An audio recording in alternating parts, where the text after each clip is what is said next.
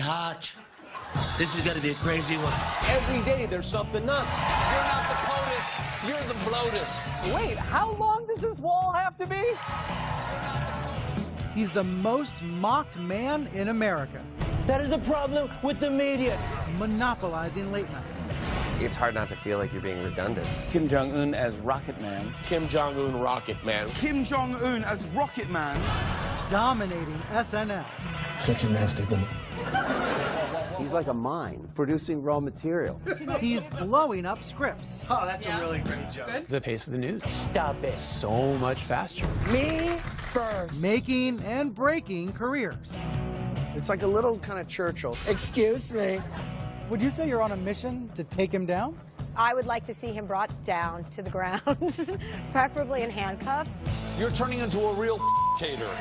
Has late night gone too far? Does it go disrespectful of the office of the presidency? I think so. Tonight, late night in the age of Trump.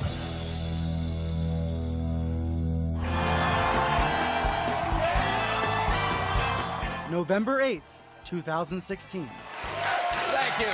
The Late Show's Stephen Colbert was hosting a live election night special, a seemingly dream gig for the comedian who believed he'd be documenting history, the dawning of a Hillary Clinton presidency. He began the show upbeat. You don't need to chant my name. America doesn't have dictators yet. Here you have a guy, a host, ready to tell a certain number of jokes that he expects are going to come out in the way he wants. And instead, the show starts to turn. Bill Carter is the author of The War for Late Night.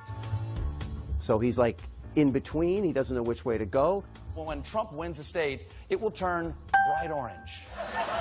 Colbert tried to keep the jokes coming as the race got closer and closer. This one is a nail biter and a passport grabber. Then, political experts gave Colbert some shocking news.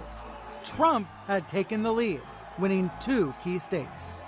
The momentum shifts and his energy level drops. All the things about a woman being president, which was probably the theme of the night, has to be rejected and something else on the fly put in. Would you care for a cocktail? By the time that whiskey ended up on his desk, Here's to democracy. you knew that things were off the rails. Giovanni Russinello is a culture reporter for the New York Times. I think he was just so incredibly unprepared to greet a Donald Trump presidency. At some point, it stopped being funny for him. It did stop being funny. And got downright uncomfortable when Trump went from underdog to frontrunner. Donald Trump has taken the state of Florida. That's a horrifying prospect. I can't put a happy face on that.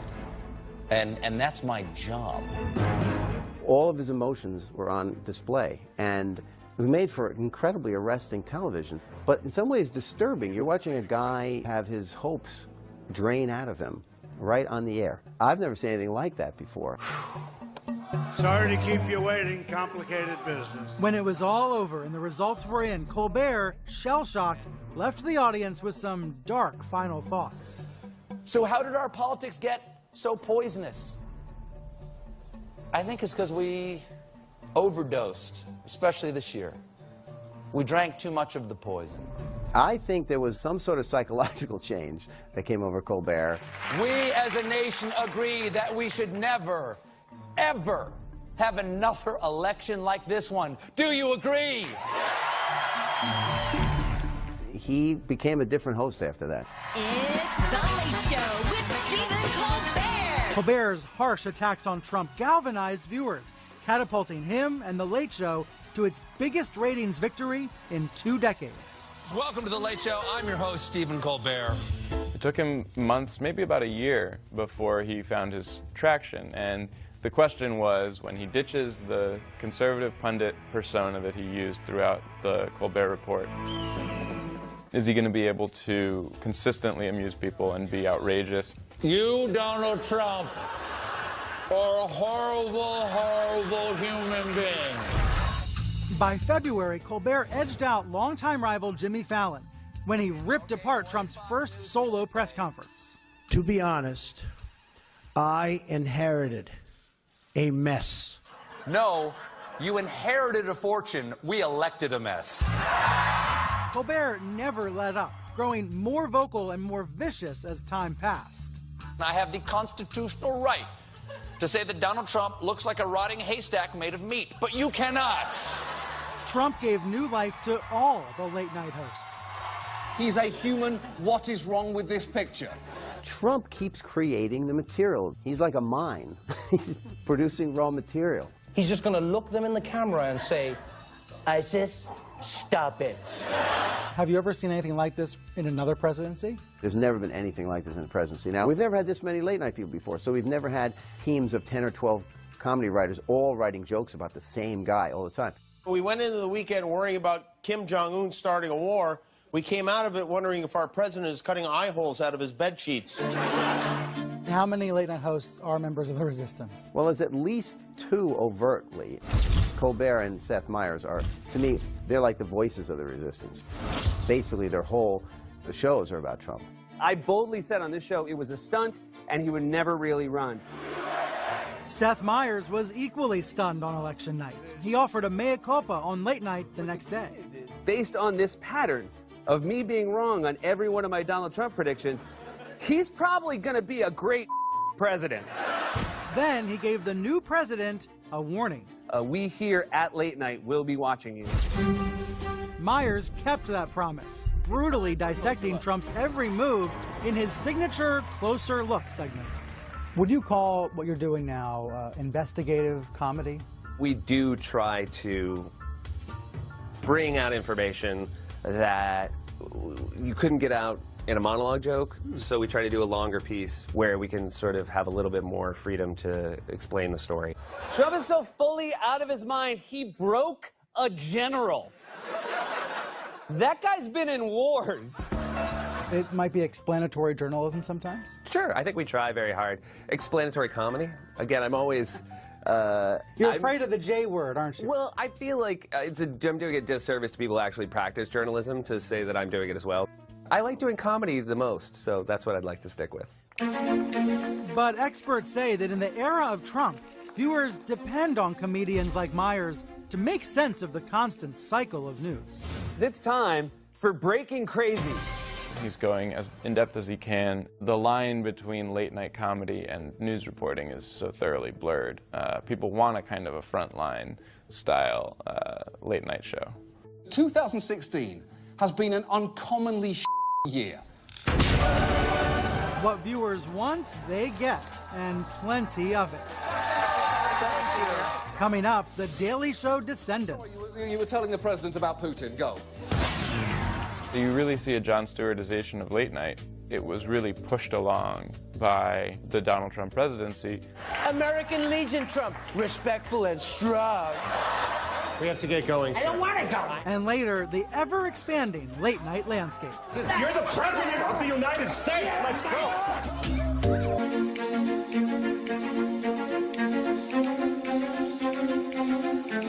January 10th, 2017. We have a lot of people who are sort of tasked with watching things as they happen. From 30 Rockefeller Plaza in New York. 1 hour before Seth Meyers taped Late Night, there was big breaking news. Breaking news. Russian operatives claim to have compromising personal and financial information about Mr. Trump. That night, Kellyanne Conway, Trump's incoming White House counselor, was scheduled to appear on his show.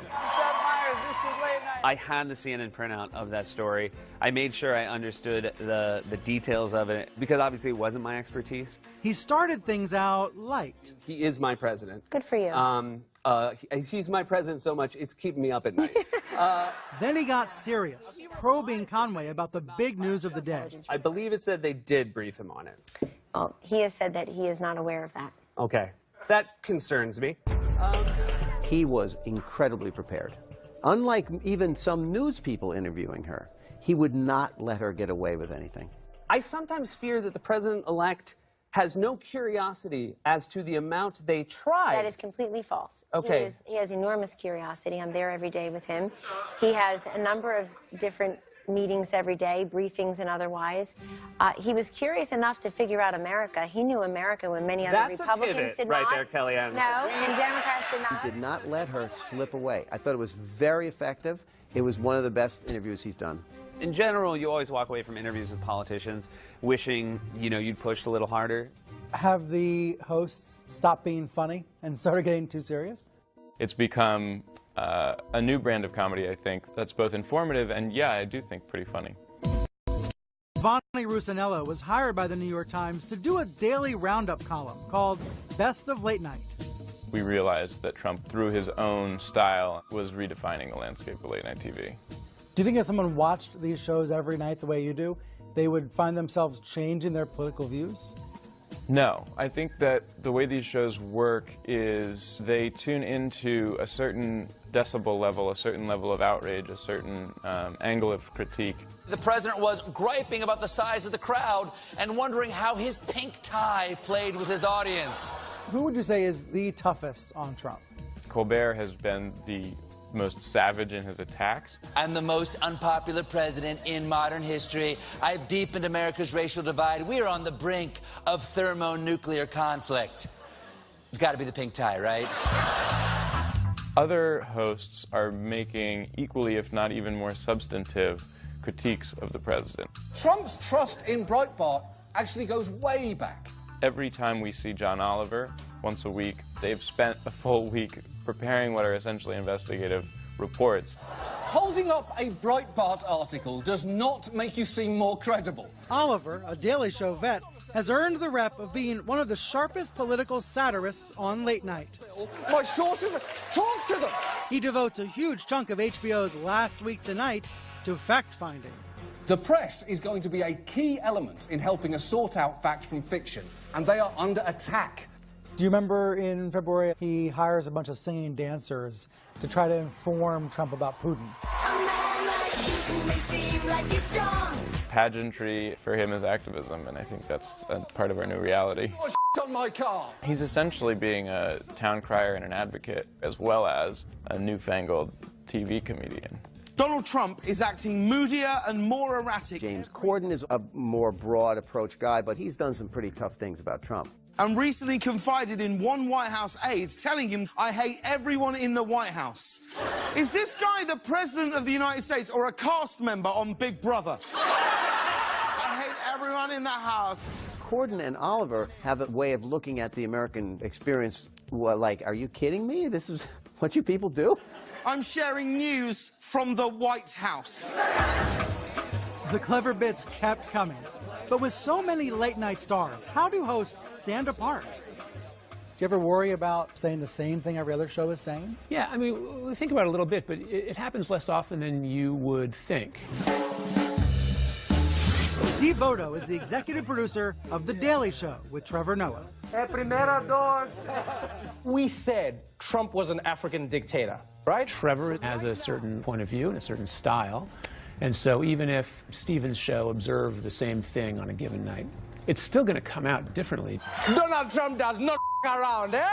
He delivers these punches against Donald Trump that doesn't have the nastiness other hosts do. Special like important, or special like the guy I made fun of? Which one? He struggled to find his voice when he took over Jon Stewart's chair. This is The Daily Show with Trevor Noah. But nearly 2 years later, Noah and The Daily Show were flying high. Then there was that one epic week in May. Comey is fired. If he's gone, who's going to investigate Russia's ties to... Oh. It comes out that Trump maybe leaked information to the Russians in the Oval Office. This is a trap, no? No, it has to be. No, it can't be this easy. Come on, come on. And Mueller's appointed. Probably saying to himself, man, I'm glad I am not part of this anymore. I'm just like, hello? Each night we were just like rewriting the show almost on the fly when that happened. I was very proud of that. Trump and those bombshells notched Trevor Noah his best week ever. Comey reminds me of every black mother. I brought you into this world, and child, I can take you out of it. Is Donald Trump the best thing that's ever happened to late-night TV? There are certainly days where it seems that way. Next, too much Trump? He refers to Kim Jong-un as Rocket Man, which beats the other nickname he gave him, Lil Kim. Maybe don't make it sound like he's an action-packed new movie franchise. Just call him Lil Kim. Then there are also times where it's hard not to feel like you're being redundant. Ladies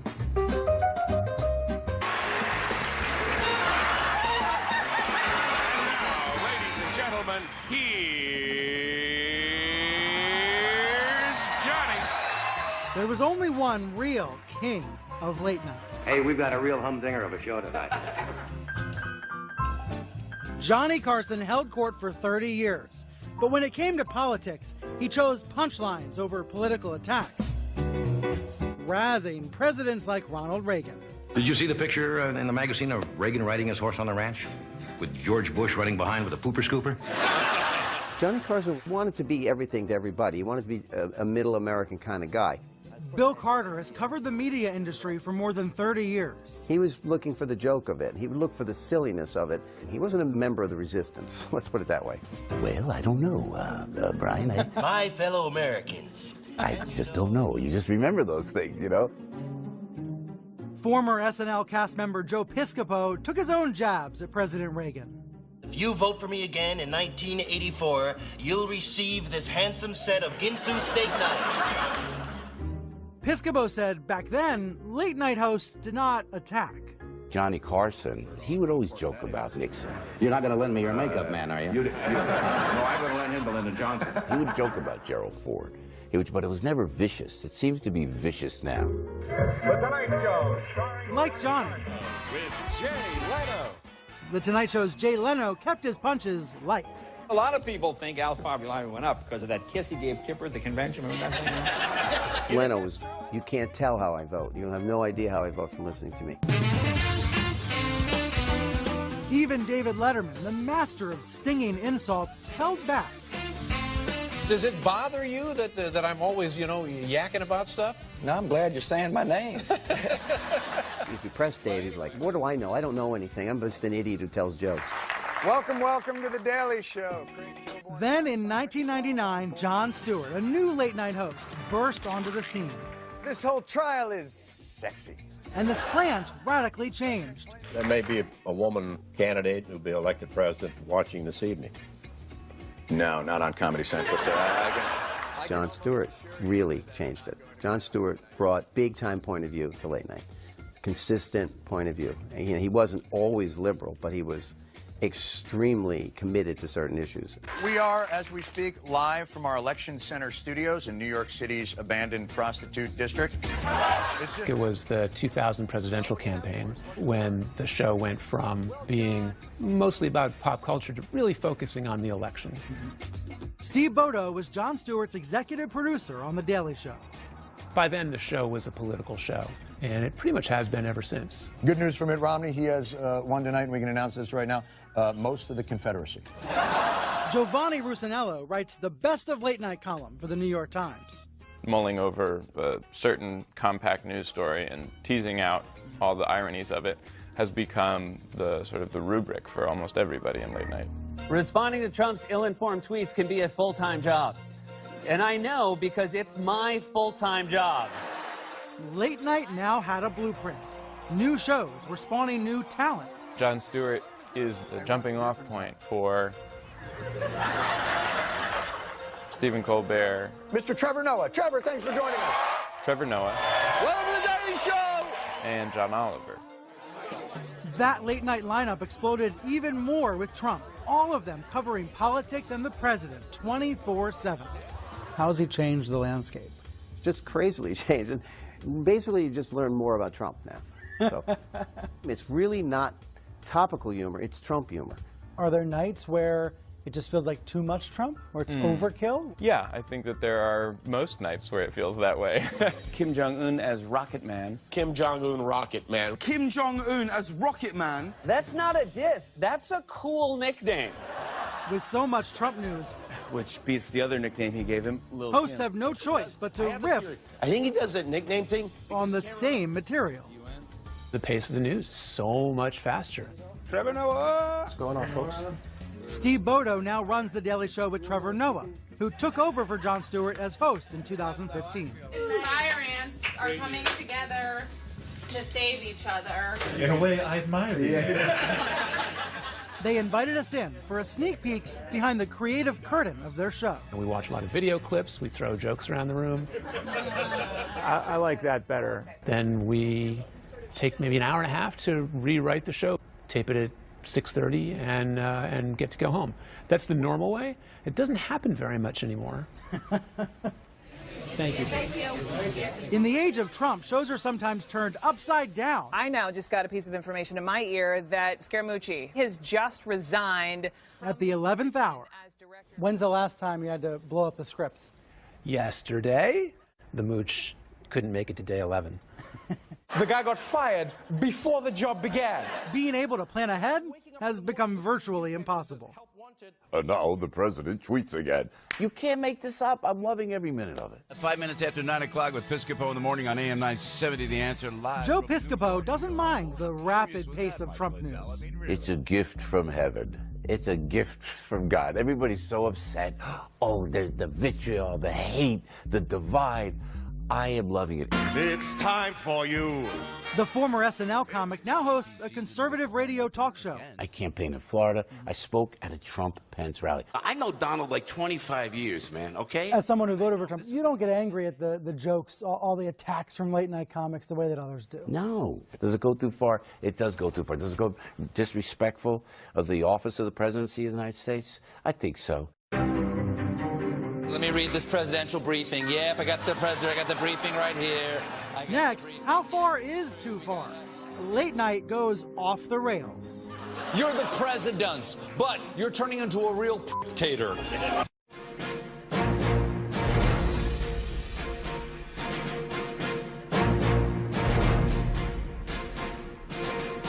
Good evening. From Hartford University, I'm Lester Holt. It's debate night on SNL, October 2016. This was Alec Baldwin's debut as Donald Trump. Our jobs are fleeing this country.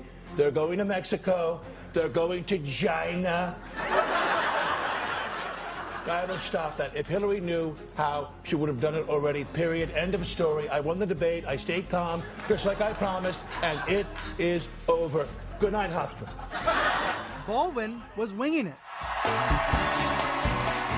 Later, he told The Late Show's Stephen Colbert that the first time he tried out Trump was during his SNL dress rehearsal. It's totally a caricature. You know, you just pick a few things. Like I'm sitting in the room, I'm going, you know, left eyebrow up, right eyebrow down, shove your face out, you're trying to suck the chrome off the fender of a car. You're like... Mr. Trump, 2 more minutes. The thing about the blacks...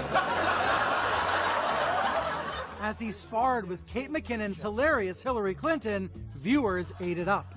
This man is clearly unfit to be commander-in-chief. Wrong. He is a bully.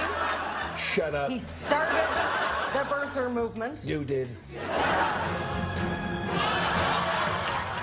After that night, Baldwin's rendition of Trump was forever cemented in America's psyche. And number 4. Saturday Night Live now has a permanent character. They always had presidents, but this is now this, you know, iconic Saturday Night Live character. Send in Steve Bannon. Members of Trump's team gave SNL even more red meat. No! Kate McKinnon stole the show as Trump's overworked campaign manager, Kellyanne Conway.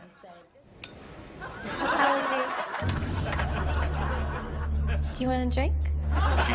And post-election, Kate's impersonation of an unhinged Conway trying to win over CNN's Jake Tapper I'm not going to be ignored. gave SNL's version of Fatal Attraction another hit. I'm here to swallow gum, and I'm here to take names.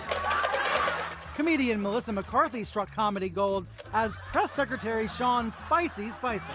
And our president will not be deterred. Driving his podium into the press. Kidding me? Are you?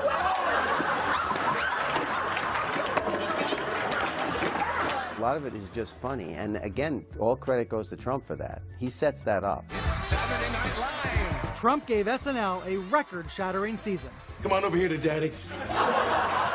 And brought Baldwin back for another round. The President of the United States. SNL has historically always gone after presidents. Hey, hold on, Harry. Why so tense? Arguably, no one did a better Ronald Reagan than comic Joe Piscopo. I think Alec Baldwin is absolutely brilliant. Folks get upset when they see Alec Baldwin portray Donald Trump, but you know what I learned, man? You don't cut funny. And if it's funny, it's gonna hurt, but you gotta have a sense of humor about it. So Trump should embrace these caricatures? Absolutely. Donald Trump should invite Alec Baldwin to the White House. But so far, Trump's not laughing. After Baldwin's debut, the president hate-tweeted his disdain. Just tried watching SNL. Unwatchable, totally biased, not funny, and the Baldwin impersonation just can't get any worse. Sad. I do miss my old life. We all do, sir. As the Trump jokes escalated, the president's distaste for late night intensified. You attract more skinheads than free Rogaine. In May, The Late Show's Stephen Colbert found himself in hot water when he blasted Trump in an over-the-top, profanity-laden meltdown. The only thing your mouth is good for is being Vladimir Putin's holster. His tirade sparked a firestorm in the press and fueled a hashtag #FireColbert campaign on Twitter. Trump did not respond right away. Trump was obviously restrained for about the first 6 months of his presidency. But days after the attack, the president surfaced, condemning Colbert in a Time magazine interview, saying, quote, "You see a no-talent guy like Colbert? There's nothing funny about what he says." He was probably watching these shows and probably feeling offended every night. At that moment, we realized that he couldn't take it anymore. The only thing smaller than your hands is your tax returns. Trump went on, slamming Colbert over his improved ratings. The guy was dying. By the way, they were going to take him off television. Then he started attacking me, and he started doing better. Colbert's response was, to say the least, effusive. The President of the United States has personally come after me and my show. And there's only one thing to say.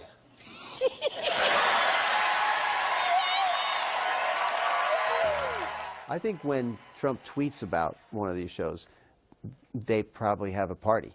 They must love that because that means they're scoring points.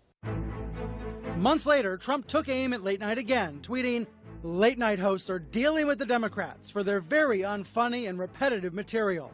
Always anti-Trump. Should we get equal time?" It did not take long for a late night retort. Jimmy Kimmel tweeted, "Excellent point, Mr. President. You should quit that boring job. I'll let you have my show all to yourself." The Trump versus late night war rages on. So we put the baby in an ambulance. Coming up, crossing the line from satire to activism. If your baby is going to die, and it doesn't have to, it shouldn't matter how much money you make.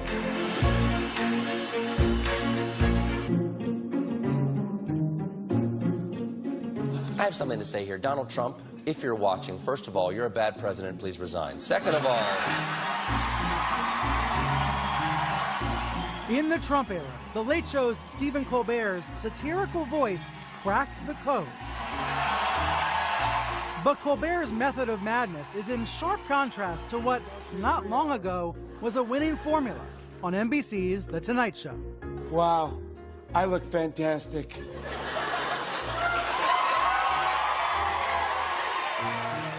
The thing about Jimmy is he does an impression of Trump, a very good impression of Trump. All right, Nee, we've got a big interview with Jimmy Fallon coming up. But let's be honest, Fallon's a lightweight. No way he deserves to interview me. The only one qualified to interview me is me. Bill Carter is the author of The Late Shift. He doesn't want to be in the mix of, this is my point of view, and, you know, I'm pounding away at the president. He knows it's not his strength. He doesn't want to do it. I hope they're going to understand. Just months before the election, Jimmy Fallon was vilified for being too soft on Trump. His ratings suffered.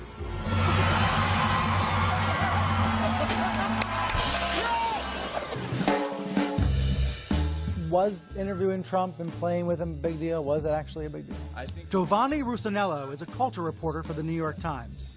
I think he's acknowledged since then that, yes, it was a huge deal and that he was surprised by the kind of blowback that he got, but he has to reckon with it. Today, Trump said he believes in torturing prisoners, which is bad news for Melania, and... Like Fallon, Jimmy Kimmel stuck to a more traditional show on ABC. He's sort of like your all-American 1950s guy. He's not especially progressive in his social views, in my opinion. I don't think of him like out there to bash conservatives. That persona changed last May, So now more when Kimmel, doctors through and tears, nurses and- revealed a health scare involving his newborn son. It's a terrifying thing. You know, my wife is back in the recovery room. She has no idea what's going on. And Kimmel's emotional story became a call to action on healthcare. if your baby is going to die, and it doesn't have to, it shouldn't matter how much money you make. I think that's something that, whether you're a Republican or a Democrat or something else, we all agree on that, right? I mean, we do. He puts himself out there in the middle of the healthcare discussion. I think he really zeroed in on that, and it's kind of made him, you know, a heroic figure for some people. Then Kimmel was fully immersed in the political fray when he had on the Louisiana senator who was making a last-ditch effort to pass a new health reform bill. The Jimmy Kimmel test, I think, should be no family should be denied medical care, emergency or otherwise, because they can't afford it. Can that be the Jimmy Kimmel test? As simple as that? Is that oversimplifying it? Hey, man, you're on the right track. And if that's as close as we can get, that works great in government. Now, we've got to be able to pay for it. And that's the challenge. I can think of a way to pay for it is don't give a huge tax cut to millionaires like me and instead leave it how it is. I mean, that would be one way. Months later, in September, Kimmel went on a 3-night tirade, announcing that Cassidy's proposed Jimmy Kimmel test failed. And this guy, Bill Cassidy, just lied right to my face. They continued to duke it out when the senator said Kimmel didn't understand the bill. Could it be, Senator Cassidy, that the problem is that I do understand and you got caught with your Geo penis out? Is that possible? Kimmel didn't let up. I don't want to turn this into a Kanye and Taylor Swift type situation. This time, calling out Trump. There's no way President Trump read this bill. The Democrats should just rename it Ivanka Care. Guaranteed he gets on board. Kimmel is not a political actor by nature, but the entire sphere of late night has become so politicized that it's almost within my job description now. As Trump's wild ride continued, Jimmy Fallon was pulled in too. It was the horrible events in Charlottesville, Virginia that provoked him. Even though The Tonight Show isn't a political show, it's my responsibility to stand up against intolerance and extremism as a human being.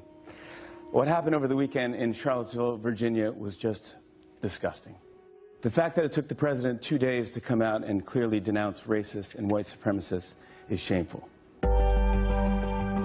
It was a moment when the gloves came off. I think even Fallon said this is no way for a president to act and that he needs to apologize. Do you think he was reluctant to do this? I felt like his mode of delivery was strange. It's important for everyone. It just made me think, oh, he's just telling this like he tells his jokes. Ignoring it is just as bad as supporting it. So Kimmel is still mining that divide between am I the all-American guy or am I the critic? It's one that Fallon has decisively sort of abdicated, that choice. He said, I'm not going to even budge. Fallon ditched the hair messing, but continued the Trump mocking. Buckle up, because I'm coming in hot. This is going to be a crazy one. Daddy came to play. I think when you look at the 11:30 shows, they're different kinds of television shows. If you were a better president. Some people want to turn on late night shows and they want to see hard takes on politics, and other people use it for escapism. And I think it's important that those shows still exist. Oh, this made me laugh. And I think Jimmy does that better than anybody. Coming up, the new faces of late night. I won't deport you. Do you hear me? Yes, well. Let's roll! Round if you want to. Without anything but the love we feel. Ready? I hold my breath for a very long time. The ritual is a labor of love for comedian Anthony Atamanuik. He's transforming into President Trump. Let's roll! Atamanuik is the breakout star of a show unlike anything else on TV. Comedy Central's The President Show imagines Donald Trump hosting his own late-night series. I turned the Oval Office into a classic late-night set. Anthony channels a darker version of Trump. Who is the person you hate? It is me. What did you figure out early on about playing him? He has a sort of like an animal thing with his jaw where he's like, he pushes his jaw forward and does this Mussolini sort of turn. That's what? That's what else? Anthony got his start in New York's improv clubs. We would never plagiarize Michelle Obama. Which is where he realized he did a pretty good Trump.